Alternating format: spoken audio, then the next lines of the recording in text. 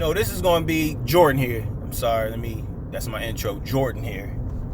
This is going to be a little extension on to part 3. Atlanta is rough part 3. I was just watching someone else's video and it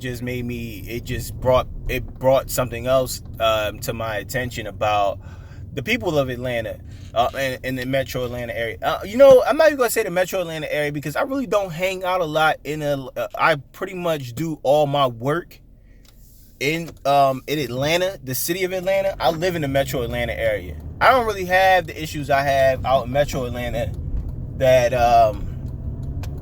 people have living in Atlanta. And like I said, this is just an extension on to part 3. We're gonna call this Atlanta is Rough part 3B. Because this is not gonna be a full video of but what my man was talking about, some dude that came up on the bottom as one of the videos that was suggested on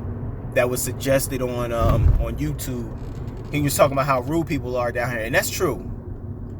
One thing I've encountered is that people are rude down here.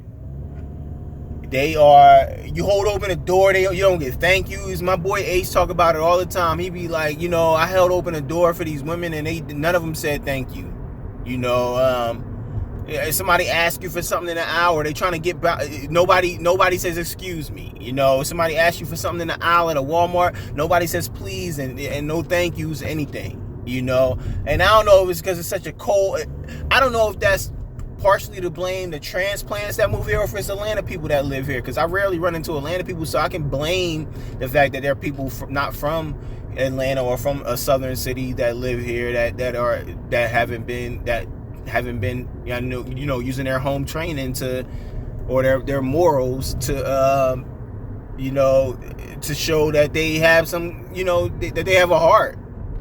You do something for somebody, you let somebody in your lane or whatever, no thank you, no wave out the window, no wave in the rear view. It's very seldom that you get, thank yous and pleases and all of that stuff down here. It's very, very seldom. It's a rarity. I'd be shocked when it happens. Now I've been down here 3 years and I've grown to understand that it just doesn't happen. It's not a thing down here. And I was raised to, you hold open a door or somebody hold open a door for you, the thank you is like it's something that just comes with that. And I'm from up north. This is up north talking. We supposed to be known for I'm from the Metro Philadelphia area, which I guess you can say the Metro Philadelphia area with Philadelphia being the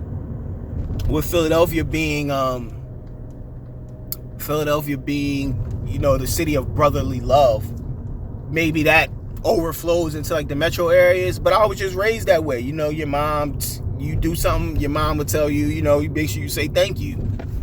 Somebody do something for you, your mom would say make sure you say thank you. You need something, make sure you say please. You do something that's not courteous to other people, you burp or fart around them, excuse yourself. Or even if you just need to get by somebody, excuse me, excuse yourself. It's a rarity here. It is. And I want to lie to y'all and say that the good things that live by living here in Atlanta outweigh the bad, but it's pretty much even. It's on an even Libra scale to me. It's about 50-50. And I don't know if I might be, listen, next year I might be posting videos from a whole other city. I'm gonna be honest with y'all. I'm gonna give Atlanta all that I have. While my name is Jordan. I was born to give it 100%. My mom named me Jordan for a purpose. She actually named me after the ball player, and we can get into that some other. My mom was my birth mother was obsessed with Michael Jordan. She passed away when I was 13, but and I'm an adopted child. So my adopted mother, she took care of me since I was 4. But my birth mother was obsessed with Jordan. I was actually born in 1985, so I was born during the Jordan reigning era. I was born at the beginning of the Jordan reign. And you know, Michael Jordan was just everywhere, and my name was really going to be Jordan Michael, but my father told my mother that Michael Jordan pays no bills, so he has no say so in my name. And that's how I got my name. I got my name Jordan. My birth name was Jordan Jovan Perry. And now it got changed when I got adopted. It got my mother. She, you know, we got her last name. We got her and her husband's last name. My adopted father's last name. So yeah. I just wanted, like I said, I just wanted to touch base with y'all. I wanted to make this video short. This is Atlanta is Rough Part 3B. I'm hoping that these videos don't discourage people from moving here. I'm just trying to give y'all insight on my journey, on what it's taking for me to get to where I want to be at. I don't want to come off. I don't want to come off as one of those preachy people like, you know, it's so many don't move to Atlanta, or I couldn't wait to get up out of Atlanta, and that's only because people wasn't getting their way. Me, I feel like I have something to bring to the table. I'm just trying to pull up a chair, like Fab said. I feel like I actually have something that could be of value to, you know, some brand here or whatever. I'm just trying to pull up a chair, and I'm having a hard time pulling up a chair. That's the thing. I'm in the room. I'm looking for a fold-up chair. I'm looking around, you know what I mean? I can't find a fold-up chair anywhere. Now, a smart person be like, well, why don't you build your own chair? I don't have the tools to do that. I don't have the tools to build my own chair at this moment, you know? Why don't you make something that resembles a chair and pull up to the table? Maybe they're not accepting that at this table. Maybe they want a legit chair at this table, because I can't seem to get a chair at this table that people speak of. These videos are not meant to scare people off. I just want people to know what my journey is, and maybe my journey correlates with some of the people that's watching this video's journey. I want people to make their own assessment. You want to make your own. These videos are entertainment or entertaining and enlightening. They're supposed to be enlightening the people. You know, letting people know that decide to move down here. Listen, you're going to be a part of the 3 million people that they expecting to move down here. Just expect that. You know, Atlanta's going through some crazy changes right now. A lot of those people are going to be pushed to the outskirts. A lot of people that can't afford to live in the city, they getting pushed to the outskirts. What they're going to do in the outskirts? They're going to raise the rent. So you're going to be forced to move even further, especially if you're not making that type of money. I was already informed by an insider at my apartment complex that I live at now that they plan on raising our rent another $250 by 2019. And mind you, I live in like the middle class area of Forest Park where I live at now.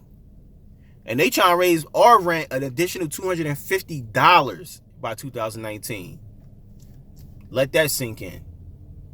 You know, they already raised it $100, $100+ and you would have to pay $150 to live month to month. Because a lot of people, they already figured there's going to be a lot of people moving out.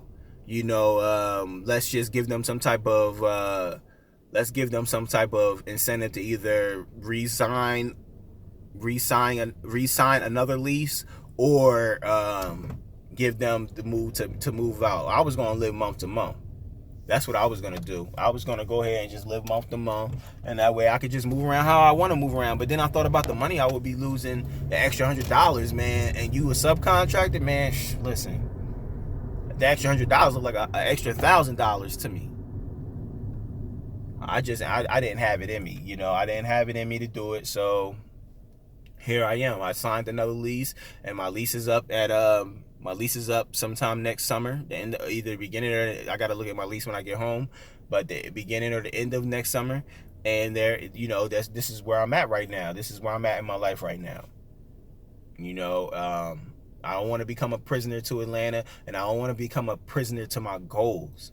That's one thing. I don't want to become a prisoner to my goals. I want my goals to help elevate me. I want my goals to fuel my ambition. And I don't know if I'm pumping a dry gas pump here in Atlanta. I don't know yet.